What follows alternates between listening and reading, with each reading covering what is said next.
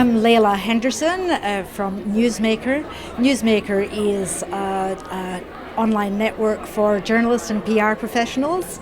And what I've learned from business is that it's never too late to start being an entrepreneur, so start now. And I hope you really enjoy my story tonight. Okay, so tell the audience, what inspired you to set up your own business and why this business? Okay. Well, the first thing was to keep my two children in the manner to which they became accustomed when I was married. And then the second was frustration at existing PR services. And the third was working with inspirational people. And I've done a lot of that, including Donnie, I have to say, one of the first people that I met when I came to Adelaide. And I worked on The Australian as an IT journalist for many years, and that led to me being asked to media train entrepreneurs and to write IMs and grant applications, things like that.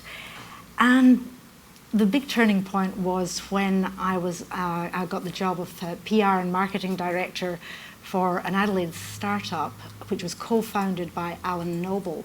And some of you might not know who Alan Noble is, but currently he's the head of engineering for Google Oceania. But when I met him, he was an immensely successful entrepreneur who'd come over back to Adelaide, where he was educated, having made a lot of money, and to invest in a local startup, the one where I was the PR director. And I had the privilege of seeing somebody build a global brand here in Adelaide. It was fascinating and extremely educational. The turning point for me in my business came when I went to Silicon Valley with Four Sticks, the company, and I was standing at the bar, as you do, and I met a web developer, and I told him that I felt there was a huge market gap for an online press release service that was indexed by Google News, because there was nothing like that in Australia at the time. This was pre-Facebook and pre-WordPress. And he said he could do it. So we went into partnership. And so the bit about why Newsmaker, it's to create a better service for my own PR business. It was to prove I could do it. That was really, I think, the main driving force. And the other one was to develop IP that would outlive me, and something that I could give as a legacy for my children. Yes. When you set up your own business, there are a lot of setbacks. Tell us what some of those setbacks have been, and when you do have a setback, how do you manage it? Right. I think setbacks are part of every startup, so if you don't like challenges, don't start a business, basically. I think cash flow is always a problem, especially if you're a single parent and you've got no fallback position. But really, that wasn't the worst thing. It was the biggest setbacks have involved hiring people or hiring the wrong people. And when I went to redevelop Newsmaker, I had a situation where the developer wouldn't make the service go live unless I signed over my IP to him. And rather than spending a lot of money, because you're talking a lot, to take him to court, and even though I had it stated in the spec that the IP belonged to me, when push came to shove, I had to just walk away and then redevelop the system again. However, all this experience has led to me having a fantastic platform, so there's always some good comes from bad. The other thing to watch for is don't believe everything that you read in a resume. You really need to do your we should all know that, yeah. So you really need to do your due diligence, because I have employed someone and then found out later that they actually did not have those qualifications, and you can burn a lot of money doing that. Is that enough for you? Absolutely. Oh, I can tell you. So my answer.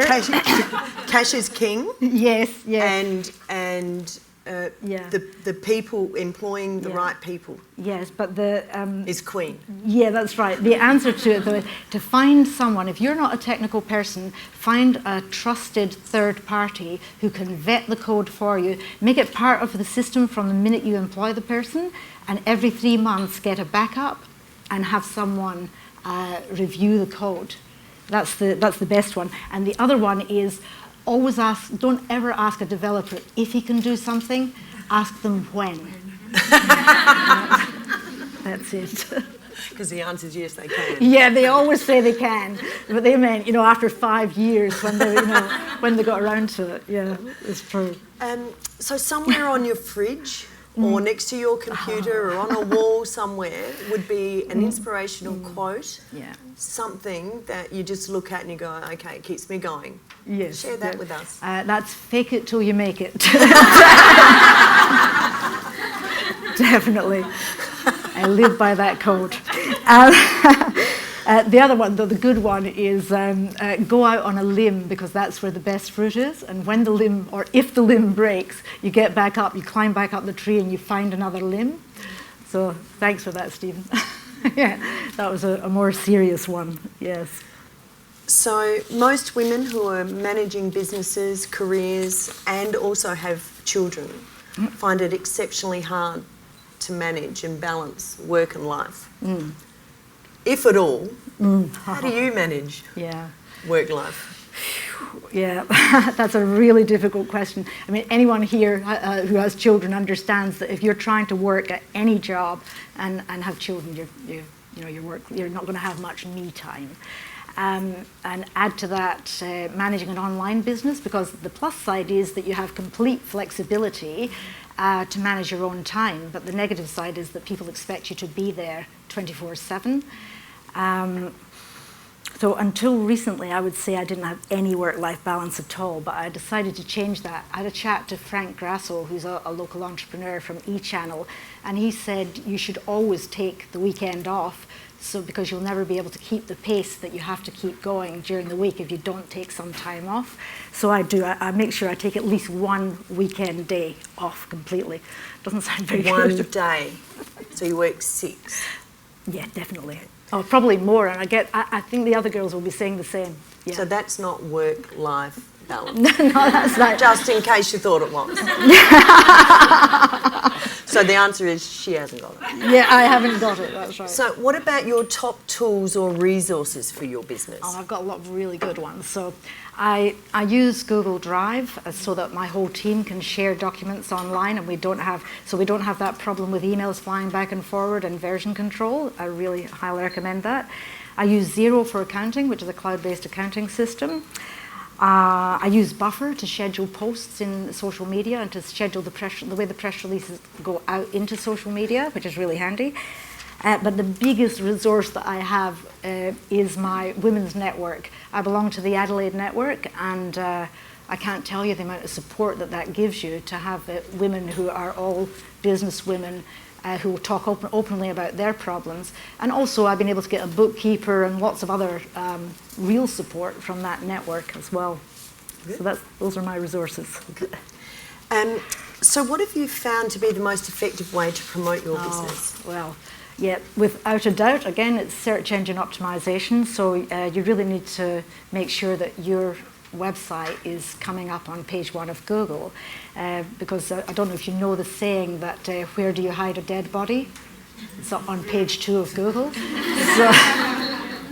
So I'm happy to say that Newsmaker has been,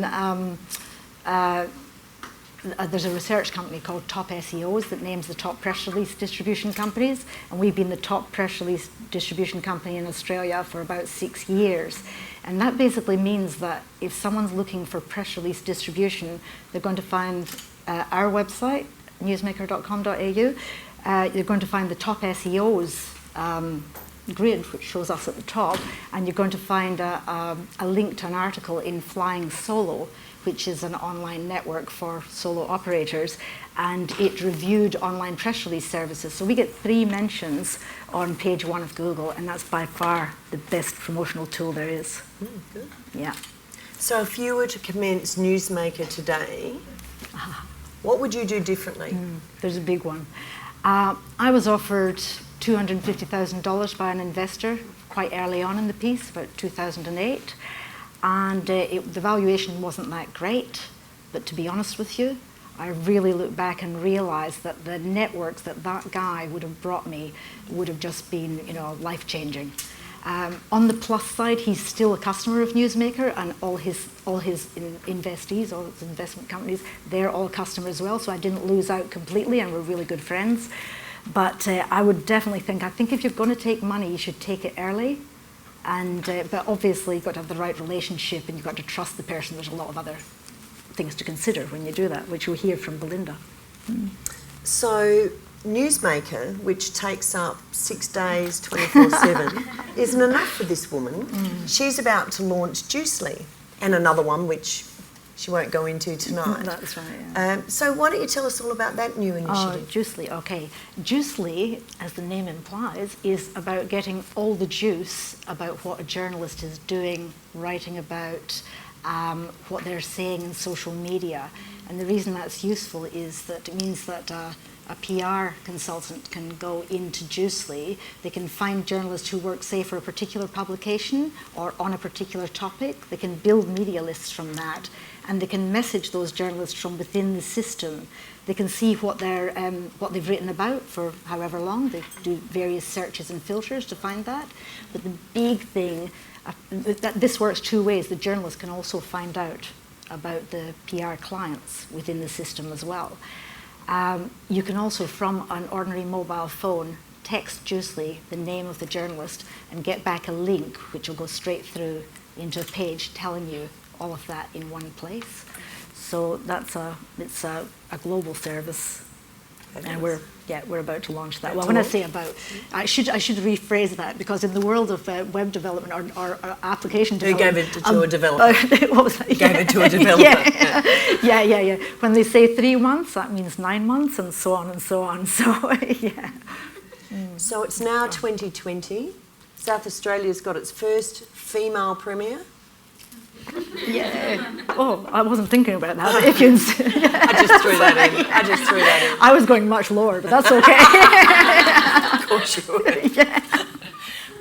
What does your business look like in 2020? It's only 5.5 years away. It's not. Is it? Oh my God, you're I joking. know. Maybe I can't achieve all this that I had written down. And what will you be doing? So what's your business doing, and what are you doing? By that time, I would have sold Newsmaker and Juicely to a very large media player. I'd be on the board, though, I'd still be involved with the company. And I would also be the chair of the Economic Development Board. I decided that if you're going to shoot high, you might as well shoot all the way. And I'd have offices in Barcelona, Nice, New York, and San Francisco. You didn't have that answer the other day. There you go. Okay, so you're now the minister. This could be a federal minister role or a state minister role. What would you do differently for SME businesses in this state? Okay, that's a really, really tricky one, because it's there's a lot of things to consider. One of the things I would do is I'd abolish the idea that if you fail as a startup, that you're not contributing to the economy. Because every time I've worked with hundreds of startups, and I've got the great pleasure of working with the Flinders Venture Dorm now. These people are so enthusiastic and inspired and inspiring. They're so clever, it's unbelievable. And they are putting their whole heart and soul into their startup. And imagine having that person then working for you, someone who's got that level of enthusiasm. So I think we need to put a lot behind young and new entrepreneurs. And the other thing would be, I really always want to know how people overseas do things, how they can start a company. It was one of my name on Radian 6. It was in the media monitoring business, and they started a company in Canada, raised about $8 million, and within 3 years they sold it for $320 million to Salesforce. And I want to know how to do that. So I want those people to come here and spend some time with entrepreneurs and other people around town, investors, so that we can find out what that, how do you do that? Yeah. And how many people here in Adelaide have done that?